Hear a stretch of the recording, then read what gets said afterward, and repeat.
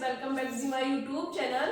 बेटा इससे previous video में मैंने आपको एल्डिहाइड और कीटोन को पूरा फिनिश करा दिया है, जिसके method of preparation, chemical reaction सब कुछ करा दिया है, जो आप मेरी प्ले लिस्ट में जाकर देख सकते हो। तो आज मैं बेटा आपको कराऊंगी कार्बोक्सिलिक एसिड, जिसका मैं आपको नोमेनक्लेचर और केमिकल प्रॉपर्टीज, फिजिकल प्रॉपर्टीज और मेथड ऑफ प्रिपरेशन सब कुछ आज वन शॉट में करा दूंगी। ठीक है, तो आज हम बेटा सबसे पहले देखेंगे कि कार्बोक्सिलिक एसिड को रिप्रेजेंट कैसे किया जाता है। तो बेटा कार्बोक्सिलिक एसिड का फॉर्मूला होता है COOH। ठीक है, क्या होता है COOH, जिसे आप RCOOH से भी रिप्रेजेंट कर सकते हैं। ठीक है, तो हम सबसे पहले देखेंगे बेटा इसका नोमेनक्लेचर कैसे करते हैं।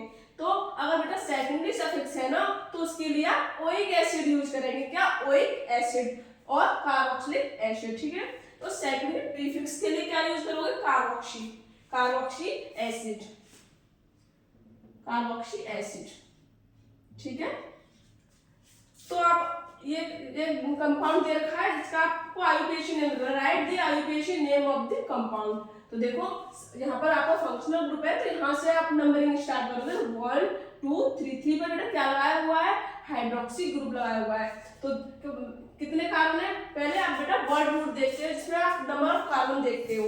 तो 1 2 3 4 मैथ एथ प्रॉप ब्यूट, 4 कार्बन है ना, तो ब्यूट, तो ब्यूटेन।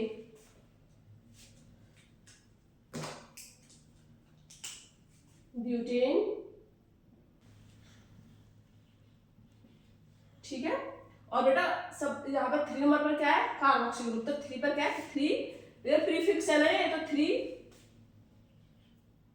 Carboxy, 3 carboxy. 1 पर क्या है बेटा? ओइक एसिड है, तो 1 ओइक एसिड। 3 कार्बोक्सी। ठीक है, 3 पर नंबर क्या है? Carboxy group. ब्यूटेन मतलब 4 कार्बन है। 1 पर बेटा ओइक एसिड है। ठीक है, क्लियर? बेटा इसमें पूछ रहा है right the structure of 2 hydroxy benzoic acid. Benzoic acid, तो यहाँ पे बेटा हम बेंजीन बना लेंगे सबसे पहले। तो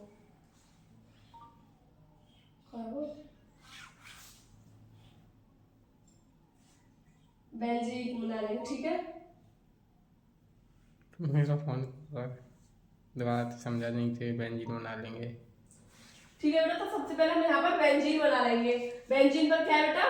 2 हाइड्रोक्सी ग्रुप। ठीक है, तो सेकंड नंबर पर बेटा 2 हाइड्रोक्सी ग्रुप लगा दिया 1 2 सेकंड नंबर पर, और यहाँ पर बेटा COOH,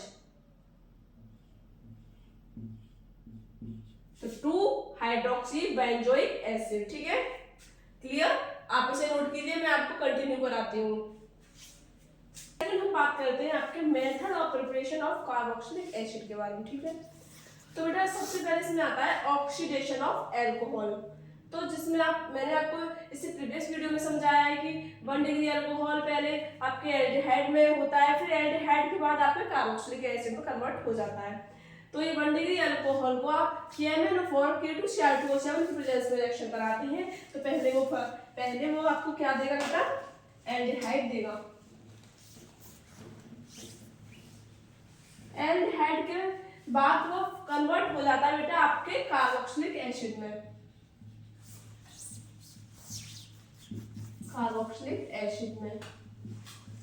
सेकंड आपका बेटा होता है बेटा फ्रॉम अल्काइल बेंजीन। ठीक है, तो अल्काइल बेंजीन, तो आप अगर बेंजीन पर CH3 ग्रुप लोगे तो उसे आप क्या बोलोगे?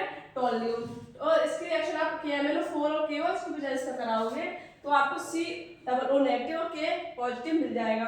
और इसकी आप फर्दर आप इसको हीट दोगे तो आपको कार्बोक्सिलिक एसिड मिल जाता है। थर्ड आता है बेटा आपका फ्रॉम नाइट्राइल से। नाइट्राइल में क्या होता है बेटा? आप डबल बॉन्ड काटोगे तो यहाँ पर H2 दे दोगे और यहाँ पर O दे दोगे। इसकी रिएक्शन क्योंकि H2 की प्रेजेंस में होती है, तो यहाँ पर आपको H2 दे दिया, यहाँ पर O दे दिया, तो CO और NH2 हो जाएगा। ठीक है, तो फर्दर आप इसकी रिएक्शन H2O की रिएक्शन कराओगे तो यहाँ पर H+ और यहाँ पर OH- आ जाता है। यहाँ पर इसलिए कार्बोक्सिलिक RCOOH कार्बोक्सिलिक एसिड और अमोनिया बन जाता है। ठीक है, फोर्थ आता है बेटा आपका ओजोनोलाइसिस। तो ओजोनोलाइसिस में मैंने आपको बहुत बार बता चुकी हूँ कि अगर एक बॉन्ड काटोगे और यहाँ पर क्या मिल जाएगा आपको, यहाँ पर ओ लगाना होता है, बॉन्ड काटना ओ लगाना है, तो यहाँ पर क्या मिल जाएगा आपको RCOOH, ठीक है। एक बॉन्ड काटोगे ओ, दूसरा बॉन्ड काटोगे ओ, दो बार ओ आ जाएंगे, तो यहाँ पर RCOOH और SCOOH मिल जाएंगे आपको। RCOOH जो आपका कार्बोक्सिलिक एसिड यहाँ से प्रिपरेशन हो जाती है।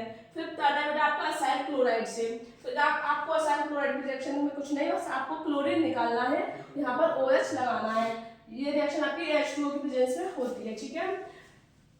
RCOOCl यहाँ से निकल जाता है और OH यहाँ से जुड़ जाता है। ये थी आपकी method of preparation carboxylic acid, ठीक है। तो इसके मैं आपको नेक्स्ट बताऊंगी केमिकल रिएक्शन के बारे में, ठीक है। तो स्टूडेंट्स अब हम बात करते हैं आपकी कार्बोक्सिलिक एसिड की केमिकल प्रॉपर्टीज के बारे में, ठीक है। सबसे पहले हम बेटा बात करते हैं और H के बीच जो बॉन्ड होता है उसे क्लीवेज होता है, ठीक है।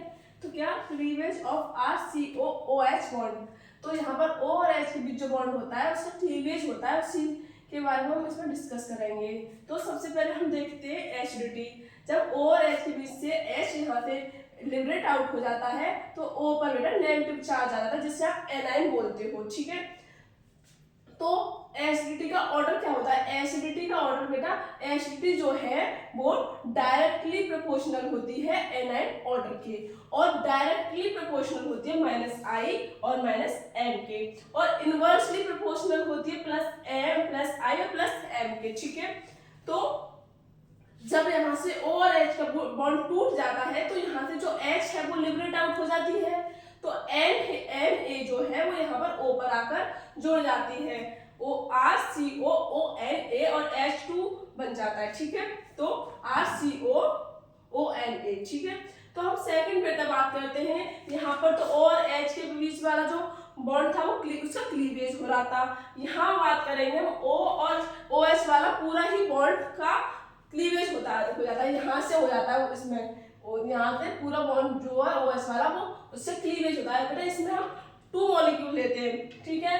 यहाँ से OH और यहाँ से H निकल जाता है, जो H2O बना लेता है, ठीक है। जिसकी रिएक्शन आप P2O5 के साथ कराते हो, तो यहाँ से आप जब OH का क्लीवेज करते हो तो एनहाइड्राइड बनती है। क्या एनहाइड्राइड का फॉर्मेशन होता है, तो यहाँ से आप RCO, ठीक है, और O और RCO बन जाता है, जिससे आप एसिड एनहाइड्राइड बोलोगे।